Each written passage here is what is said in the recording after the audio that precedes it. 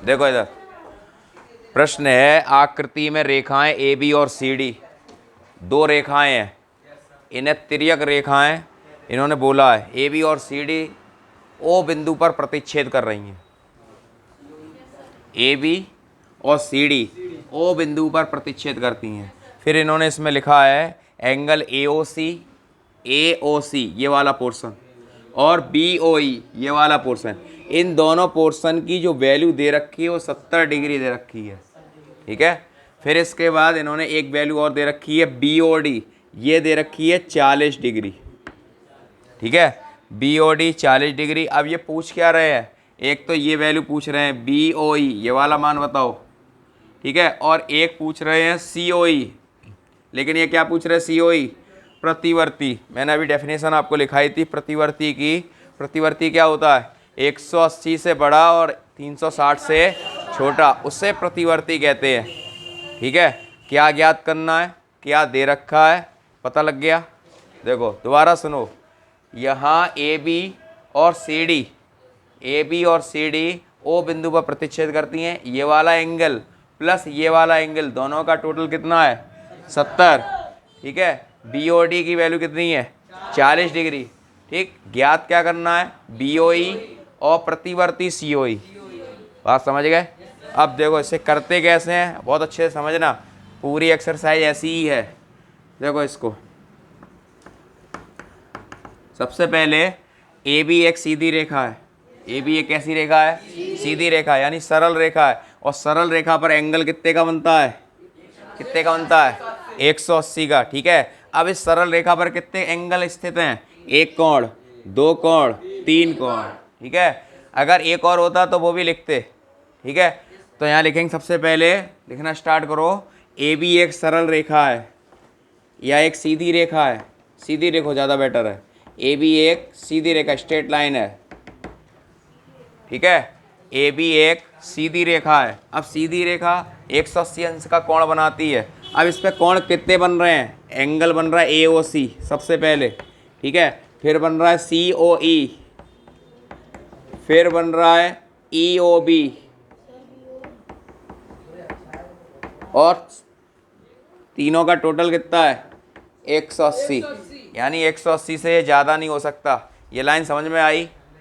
A B एक सीधी रेखा है, इस पर तीन कोण स्थित हैं, पहला, दूसरा, तीसरा, तीनों का टोटल कितना है, 180।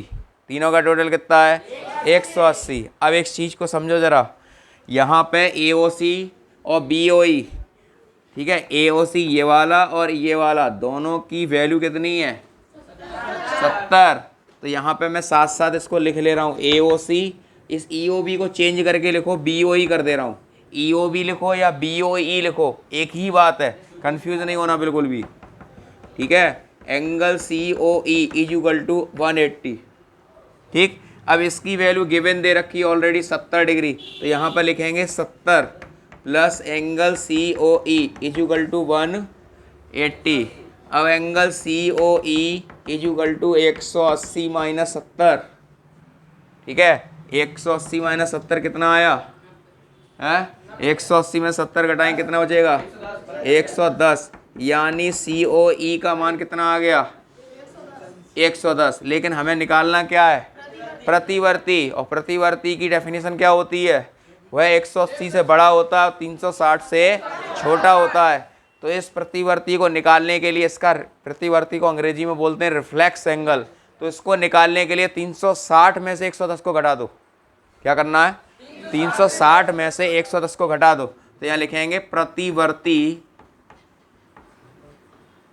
Angle C O E is equal to 360 minus angle C O ई।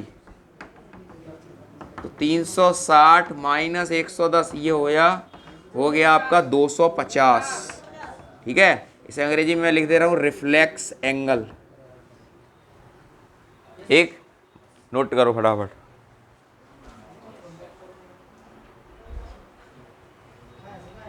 ठीक, अब एक एंगल और रह गया है, देख लो जरा, ये रह गया बी ओ ई। हमने इतना काम किया, समझ में आया। ठीक है, अब इसके बाद BOE और है, BOE और निकालना है। मैंने आपके सामने COE निकाल दिया, BOE निकालना। अब BOE किस पे स्थित है? CD रेखा पर। देखो आपको ये तिरछी लग रही होगी, लेकिन ज्योमेट्री के हिसाब से एक ये सीधी रेखा है, आपको तिरछी लग रही है, उसके अकॉर्डिंग ये रेखा सीधी है, और सीधी रेखा पर कितने अंश का कोण बनता है? 180 का। ये बनता है 180 टोटल। तो इस पे भी 3 कोण बनने हैं, पहला, दूसरा, तीसरा। तो यहाँ सबसे पहले लिखेंगे CD एक सीधी रेखा है, इसको ब्लॉक में बंद कर देना क्योंकि ये हमने प्रूफ कर लिया।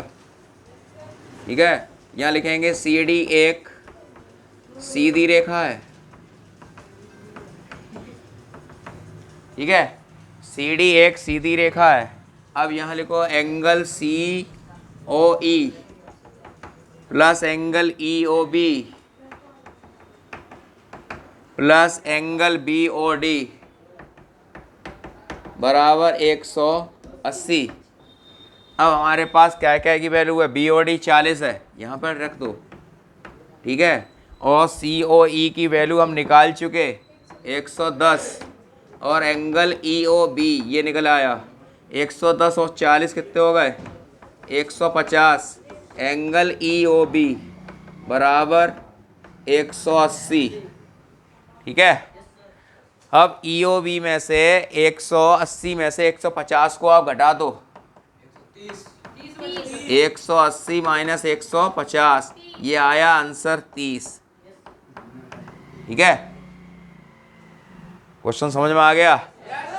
इसको नोट कर लो अच्छे से।